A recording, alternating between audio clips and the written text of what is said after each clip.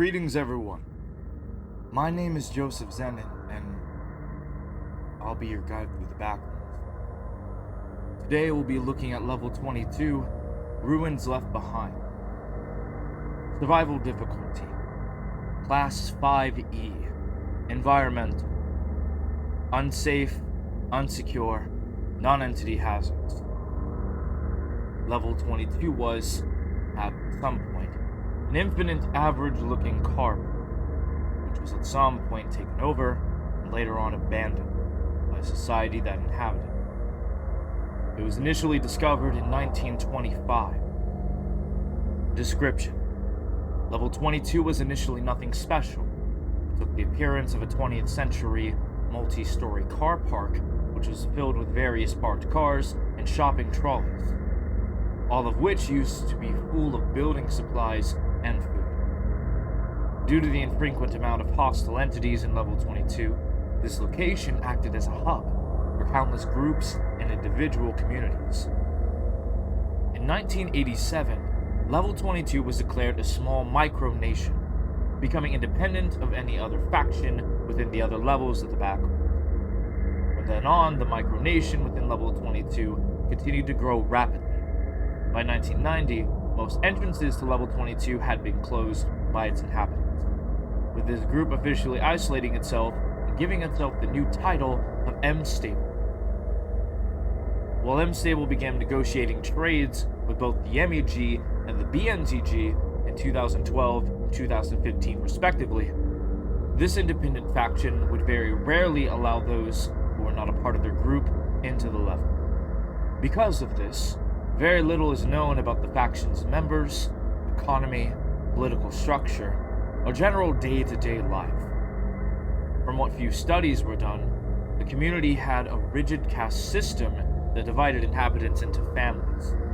These different groups would each work on different floors of Level 22. Each group would have a variety of tasks to fulfill, with each one giving a fraction of their total resources produced to the floor above, keeping whatever was left for themselves. While it is unknown who founded M-Stable, it is known that 3 individuals were the flagships of the Empire's creation. They, as well as others, lived on the highest floor of Level 22. Sporting a surprisingly lavish lifestyle, given the conditions and environment. They were known to have Wi-Fi, leisurely devices like a pool and football table, and were somehow able to set up functioning electric cookers for meal prepping. For the lower floors, however, life was a lot more difficult. Floors that were around 10 to 15 stories from the top enjoyed easy, albeit boring, lives. All residents on these floors had tents, shacks made of wood or the mined concrete, as well as a select few residents possessing cooking appliances like the ones on the top floor. Those that did not possess cookers lived off the food of others, or fruits and crops which they periodically harvested. Whilst cookers could have been easily obtainable, it is thus far unknown how Wanderers in M-Stable obtained crops for the first time. The generally accepted theory is that before M-Stable's collapse, exits to a level in which Wanderers could cultivate the plants in existed, which allowed Wanderers to form a gateway between levels, which proved to be convenient for farming. This theory also offers a possible suggestion as to what jobs the citizens of M-Stable used to do to make a living in the level, which solidifies the theory's basis even further. At the bottom of M-Stable's empire, below the 16th floor, life was extremely impoverished and hard. Recovered diaries and notes write about how many would flee down even more floors in hopes of going to another level. Information on these lower depths is sparse, a lot of the info being taken from found diaries or photos. Many of the population would starve at these depths, oftentimes relying on the benevolence of the floors above to be mindful, not take too much food and supplies as to leave enough for themselves. They barely had any tents or separate homes, resorting to living out in the open in sleeping bags, more frequently without anything at all. The system was inevitably exploited by the higher floors of Level 22, demanding more from the lower floors while also giving less to those above. This led to the need for third-party trade deals. These deals were ultimately unable to save Unstable from its collapse, which prompted the majority of its population to leave the level in search of a better life in other levels. While the true reason for the fall of Unstable is unknown, it's widely accepted that the main reasons were the fault in its societal system and the slow decline of Level 22's structural integrity. Due to all the mining and scavenging of the level's supplies and natural concrete, many of the walls, supporting pillars, ceilings, and floors began to lose stability. All of this culminated into the level's eventual collapse, which has made it so that the large parts of the level are either accessible by conventional means or difficult and dangerous to access in the first place. Today, Level 22 resembles an abandoned and destroyed car park. The ground is littered with rubble and girder poles, creating an extremely unsafe walking route. Cars and abandoned tents can occasionally be found while traversing this level. The majority of these cars are rusty and covered in dust, whilst their physical condition is oftentimes severely poor. Most cars are torn to shreds, the only remains of them being only husk of what were once 50s era cars.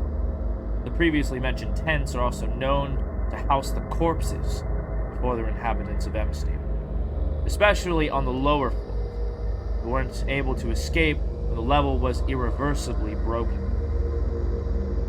Traversing Level 22 is extremely difficult and unsafe, which has made it so that most wanderers avoid the level due to its lack of structural integrity. The structure of Level 2 is unstable. This spray debris can easily cause one to trip and injure themselves on the concrete, rebar, or destroyed automobiles. Apart from this, there are countless large, gaping holes within Level 22. These holes are often extremely deep, suggesting that these spots are where mining occurs. While one can theoretically climb up or down these holes to reach new areas, doing so is heavily unadvised due to the inherent risk of free-form climbing, with many recorded accidental deaths occurring due to wanderers attempting to do so. Despite the original Unstable inhabitants fleeing with their documentation and history, remnants of personal logs and confidential data have been recovered by various groups, such as the Kellogg Institute, the MAG, and the BNTG. Recovered diary. Hilda. Hilda is the presumed name of the recovered diary belonging to Jacob's Opal. For a full scan copy of all surviving pages of this diary, inquire with site administrators or check the visual archives. Pages implemented onto this page have the dates August 2nd, 2014, August 6th, 2014, and October 30th, 2015. Begin 1. Today is going to be a big day, Hilda. Janice, Helgen, and I have been working tirelessly to mine concrete. The guys that supply us with the pickaxes over on the other level have been superbly generous and discounted the price on the new lot of picks. I can't thank them enough for that. Although that on its own is good, it doesn't exactly make today a big day, does it, Hilda? The reason why this new mining is important is that it may finally get my family up in the ranks. My partner and I have been trying to get up to floor 20 for the longest time. I've been talking to those who live there. Though they occasionally talk about a disdain for the lot on 21, they did say that if we supplied them with enough concrete to give to floor 19 and above, then they'd let my family up. Gray's been working extra hard on mining. Hell, I think Z was out all night mining about a week ago. But it'll be worth it for our daughter. And I'm sure all of our hard work will pay off. We're getting close to it now. The past 4 days have been immensely tough. Gray and I have been operating the concrete mines non-stop. We traded away as little as possible for food, just so we can have enough for Tia to eat happily each night. I can tell Gray is excited for this. Z's been talking about it non-stop to Tia, explaining all the new stuff she'll get once we're up the next floor and such. You know, a lot of the townsfolk around here don't believe we'll get to the next floor of Unstable, but I'll be sure to prove that point wrong to them. They've even spoken to Helgen, though he's thankfully still dead set on aiding us. Aiden, Kellerbay and Raven still try to talk me out of it. Is their concern appreciated? Yes. Do I need it right now? No.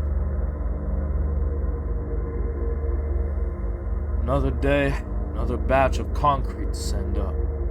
Raven's taking it all up this time for me, which, thank God for that. I don't think I can go even to that province again, Hilda. At least Gray's doing okay. Z and Helgen seem to be happy with Tia and whatever their newborn is called. Not my issue to ask or care, if I'm honest. You know, Hilda, I worry about Tia and Gray. I get that they got their nice new fancy accommodation up in the highs, but still. I have no idea if either the two misses me or if Helgen will let me over. My guess would be no. But hope exists somewhere, and if it exists somewhere, I will find it. I will meet you again, Tia. Mark my words on that. The full diary is currently under the ownership of the Callag Institute. Recovered census report. Found on the top floor of End Stable, the specific record is one of the only confidential documents found that pertains to End Stable's method of operation. It can be seen that they conducted census checks at least every couple of years. This census, and another one recovered from a few years ago, are the only ones recovered thus far. It is unknown exactly by which frequency the censuses were conducted, as the ones that were recovered were taken at vastly different years.